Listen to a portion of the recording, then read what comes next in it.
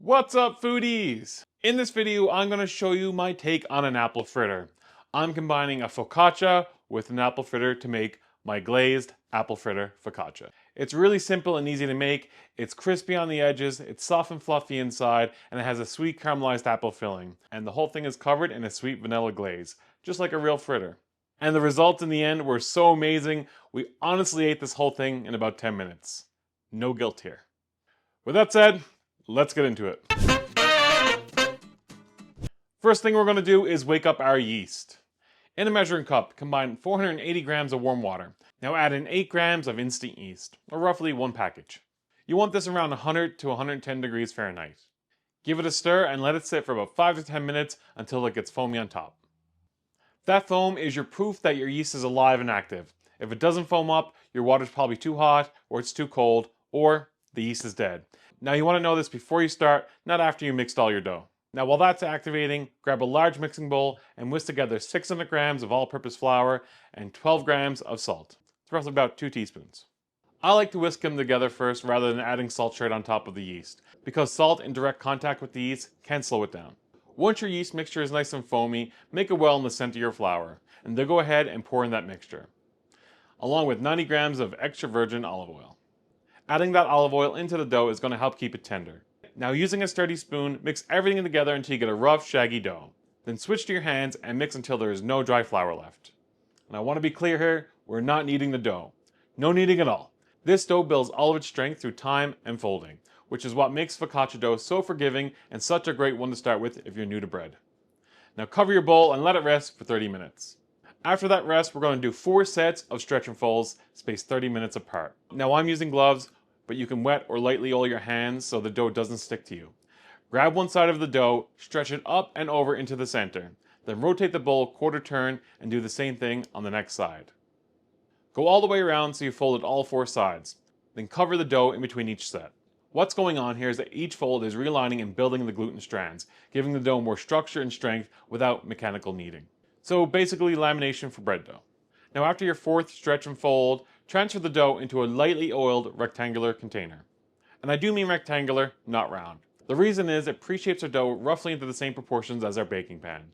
So later when we go to stretch it out, it's already halfway there and way less likely to fight us as we stretch it into the corners. Now cover it and let it rise for 45 to 60 minutes until it looks relaxed and nice and puffy. Now while our dough is rising, let's make our apple filling.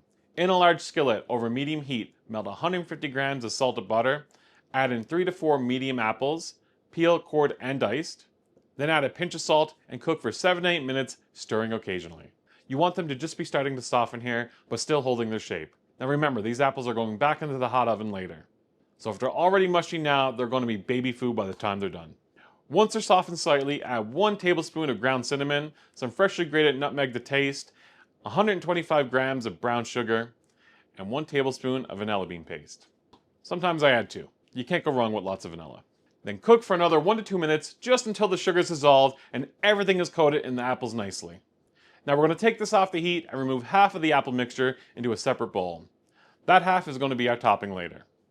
Now into the remaining half, we're going to stir in 75 grams of raisins so they plump up. That's the half that's going inside the dough. Then let both mixtures cool completely before we move on. Now here's a few things worth knowing. Any firm apples work. Granny Smith, Honeycrisp, Pink Lady, whatever you got. Just make sure the filling is fully cool before it touches the dough. Now line a 19 by 13 inch baking pan with parchment paper and drizzle it generously with olive oil. Really coat that pan well, especially around the edges, because that's where you get those crispy, almost fried pieces of dough that make focaccia so good. Now transfer your dough into the prepared pan and gently stretch it out into that rectangular shape. Now that our dough is stretched out as best we can get it, spread the raisin apple mixture evenly over the surface of the dough. Once that's done, fold the dough over itself like you're folding a letter, so the filling is completely enclosed inside. That'd be 2 folds. Then give the dough a 90-degree turn. Then gently stretch the dough back out again to fill the pan evenly. This step helps seal the filling inside the dough, and it's going to give you that nice little cross-section of apples in the middle. Now cover and let it rise again for 1 to 2 hours until it's noticeably puffy. This is a long rise, so don't rush it. The dough needs that time to develop flavor and to get nice and airy. Once it's puffy and ready to go, generously oil your fingertips and press deep dimples all over the dough. Then spread your reserved plain apple mixture evenly over the top. Also, let some of those apple pieces settle down into the dimples as you go. You can even press them down into it. Now let the dough rest for another 30 to 45 minutes while your oven preheats to 400 degrees Fahrenheit or 200 degrees Celsius. Then place it in the oven and bake for 35 to 40 minutes, rotating the pan halfway through so it browns evenly. You're looking for the top to be deep golden brown, but the best way to actually know when it's done, check the internal temperature. You want the center to read between 200 to 205 degrees Fahrenheit or 93 to 96 degrees Celsius. Now let it cool in the pan for 10 to 15 minutes, then carefully transfer it to a wired rack. Now while that's cooling, let's make our icing glaze. Whisk together 120 grams of icing sugar, 2 to 3 tablespoons of whole milk, and 1 tablespoon of vanilla bean paste. And whisk that until it's smooth. Now drizzle this generously all over the warm focaccia. The glaze will melt slightly and pool into those dimples, just like the glaze on an actual apple fritter. Like I said before, this apple fritter is amazingly good. Be warned, you might eat the whole thing right out of the oven.